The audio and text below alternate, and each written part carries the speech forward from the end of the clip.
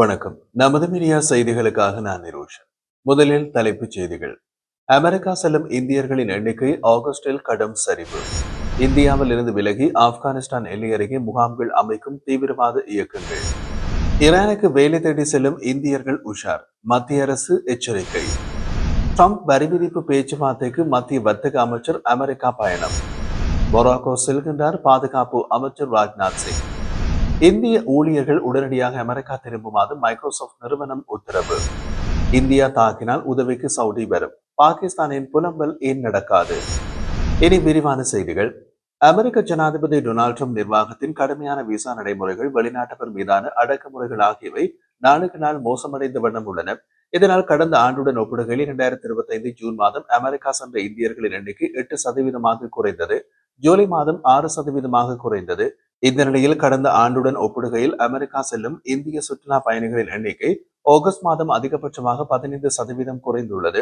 இதனால் அமெரிக்க வர்த்தகங்களுக்கு 3000 கோடி ரூபாய் இழப்பு ஏற்பட்டுள்ளதாக மதிப்பிடப்பட்டுள்ளது. இந்தியாவின் ஆபரேஷன் சிந்தூர் தாக்குதலில் தங்களது முகாம்கள் அளிக்கப்பட்டதாக லஷ்கர் இ தொய்பா மற்றும் ஜெய்சி முகமது இயக்க தீவிரவாதிகள் ஒப்புக்கொண்டனர். இந்த நிலையில் ஆபரேஷன் சிந்தூர் நடவடிக்கையின் எதிரொலியால் பாகிஸ்தானை தளமாக கொண்ட இயக்கங்களான ஜெய்சி முகமது, ஹிஸ்புல் முஜாஹிதீன் ஆகியவை பாகிஸ்தானின் ஆக்கிரமிப்பு காஷ்மீரில் இருந்து தங்களது முகாம்களை வேறு இடத்திற்கு மாற்றத் தொடங்கியுள்ளன. இதை இந்திய ராணுவ உளவுத்துறை கண்டறிந்துள்ளது. அந்த இயக்கங்கள் தங்களது முகாம்களை ஆப்கானிஸ்தான் எல்லை அருகே உள்ள ஹைபர் பக்துன்வா மாகாணத்தில் அமைக்கும் நடவடிக்கைகளை தொடங்கியுள்ளன. பாகிஸ்தான் ஆக்கிரமிப்பு காஷ்மீர் பகுதியை இந்திய தாக்குதல்களுக்கு ஆளாக்கக்கூடிய பகுதியாக அந்த இயக்கங்கள் கருதுகின்றார்கள். அதனால் இந்திய எல்லையிலிருந்து அதிக தூரத்தில் ஆப்கானிஸ்தான் எல்லைக்கு அருகே உள்ள ஹைபர் பக்துன்வா மாகாணத்தில் தீவிரவாத முகாம்களை அமைக்க முடிவு செய்துள்ளனர். இந்தியாவின் அதிரடி நடவடிக்கையால் தீவிரவாதிகள் பாகிஸ்தான் ஆக்கிரமிப்பு காஷ்மீரில் இருந்து ஓட்டம் பிடித்துள்ளனர் என்பது குறிப்பிடத்தக்கது. ஈரானில் வேலைவாய்ப்பு தருவதாக நடக்கும் மோசடிகள் குறித்து மத்திய வெளியுறவு அமைச்சு எச்சரிக்கை விடுத்துள்ளது. வெளியுறவு அமைச்சின் அறிக்கையின்படி சில ஏஜென்ட்கள் இந்தியாவுக்குள் ஈரானில் நல்ல சம்பளத்துடன் கூடிய வேலை வழங்குவதாக கூறுகின்றார்கள் அல்லது அங்கிருந்து வேறு நாடுகளுக்கு அனுப்புவதாக ஆசை காட்டுகிறார்கள். இவர்களின் பேச்சுக்களை நம்பி ஈரானுக்கு செல்லும் இந்தியர்கள் அங்குள்ள குற்ற கும்பல்களால் கடத்தப்பட்டு பணிய கைதிகளாக வைக்கப்படுகின்றனர். பின்னர் அவர்களை விடுவிக்க அவர்களது குடும்பத்தினரிடமிருந்து பெருமளவு தொகையினை அந்த கும்பல்கள் கேட்டு மிரட்டுவதாக அரசுக்கு தெரிய வந்துள்ளது. கடந்த சில காலமாக இப்படியாக வழக்குகள் அதிகரித்துள்ளதனால் இது போன்ற போலியான உறுதிமொழிகளை நம்பி ஏமாறாமல் இந்தியர்கள் கவனமாக இருக்க வேண்டும் என்று வெளியுறவு அமைச்சு எச்சரித்துள்ளது. அமெரிக்க ஜனாதிபதி ட்ரம்ப் இந்தியாவிலிருந்து அமெரிக்காவில் இறக்குமதி செய்யப்படும் பொருட்களுக்கு 50% வரி விதித்தார்.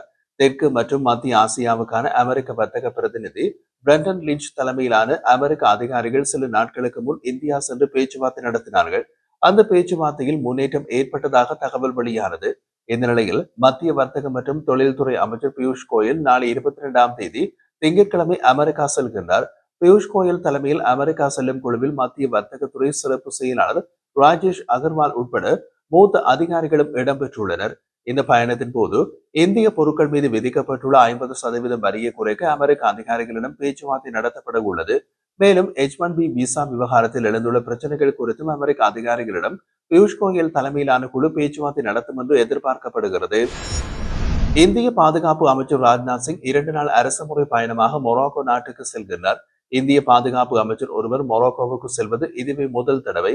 இரு நாடுகளுக்கும் இடையே வளர்ந்து வரும் உறவை மேலும் பலப்படுத்துவது இந்த பயணத்தின் முக்கிய நோக்கம் என்று பாதுகாப்பு அமைச்சு தெரிவித்துள்ளது. பயணத்தின் போது அந்த நாட்டின் பெர்ரச்சிட்டில் புதிதாக அமைக்கப்பட்டுள்ள டாடா அட்வான்ஸ் சிஸ்டம்ஸ் நிறுவனத்தின் கவச வாகன உற்பத்தி ஆலையை துவக்கி வைக்கின்றார். ஆப்பிரிக்காவில் தொடங்கப்பட்டுள்ள முதல் இந்திய ராணுவ சாதன உற்பத்தி ஆலை இதுவாகும். இந்தியாவின் ராணுவத்துறையில் வளர்ந்து வரும் உலகளாவிய விரிவாக்கத்தை பிரதிபலிக்கும் முக்கிய மைல்கல்லாக இது அமைந்துள்ளது. மேலும் மொரோக்கோவின் ராணுவ அமைச்சர் அப்தல் டிப் லவுதியி உடன் இருதரப்பு பேச்சுவார்த்தைகளை நடத்துகின்றார். இதில் இரு நாடுகளுக்கும் இடையிலான ராணுவ ஒத்துழைப்புக்கான புரிந்துணர்வு ஒப்பந்தம் முறைப்படுத்தப்படும் என்றும் எதிர்பார்க்கப்படுகின்றது. அதே போல இந்திய தயாரிப்பு ஆயுதங்கள் மற்றும் ராணுவ சாதனங்களை மொரோக்கோவுக்கு ஏற்றுமதி செய்வதற்கான வாய்ப்பு பற்றியும் ஆராயப்படும் என்றும் கூறப்படுகின்றது. அமெரிக்காவுக்கு வேலைக்கு செல்லும் வெளிநாட்டினர் இனிமேல் H1B விசா பெற ஆண்டுதோறும் $1,00,000 செலுத்த வேண்டும் என்று ட்ரம்ப் அரசு உத்தரவிட்டுள்ளது. இந்த புதிய உத்தரவு இன்று செப்டம்பர் 21 முதல் நடைமுறைக்கு வரும் என்றும் தெரிவிக்கப்பட்டுள்ளது. அடுத்த 12 மாதங்களுக்கு இது நடைமுறையில் இருக்கும் என்றும் உத்தரவை நீட்டிப்பது குறித்து பின்னர் முடிவு செய்யப்படும் என்றும் தெரிவிக்கப்பட்டுள்ளது. இந்த நிலையில் H1B விசா வைத்துள்ள இந்தியர்கள் உட்பட அனைத்து வெளிநாட்டு ஊழியர்களும் 24 மணி நேரத்திற்குள் அமெரிக்கா திரும்புமாறு மைக்ரோசாப்ட் நிறுவனம் நேற்று உத்தரவு பிறப்பித்துள்ளது.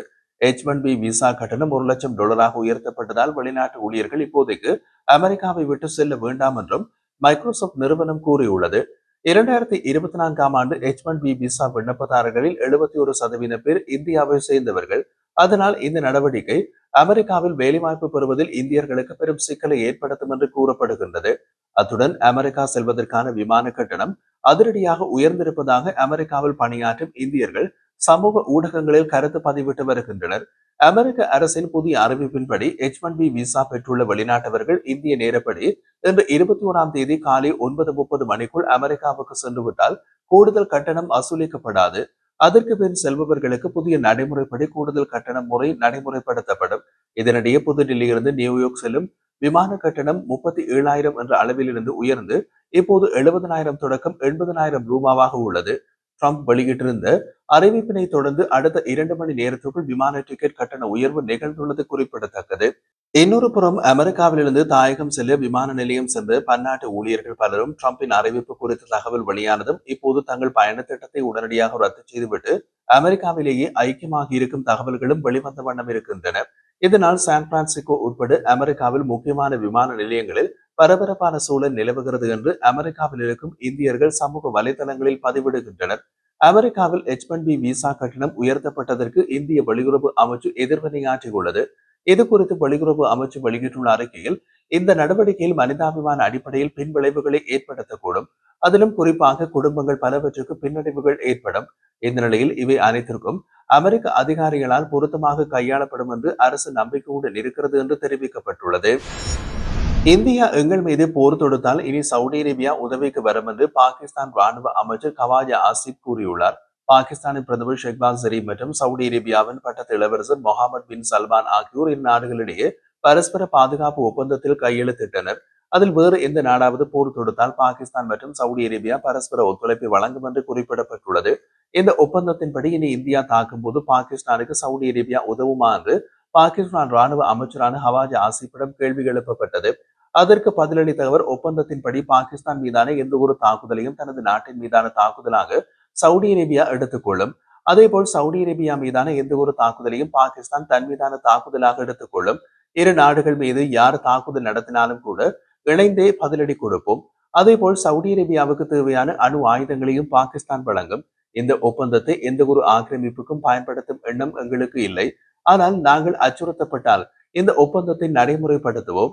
இது அனைத்து ராணுவ வழிகளையும் உள்ளடக்கிய ஒரு விரிவான தற்காப்பு ஒப்பந்தம் என்று அவர் கூறினார். கடந்த 2 தினங்களாக பாகிஸ்தானில் இப்படித்தான் பேசிக் கொண்டிருக்கின்றார்கள். ஆனால் அதற்கு வாய்ப்பு இல்லை. இந்தியாவும் சவுதி அரேபியாவும் புவியியல் ரீதியாக வெவ்வேறு பிராந்தியங்களில் உள்ள நாடுகள்.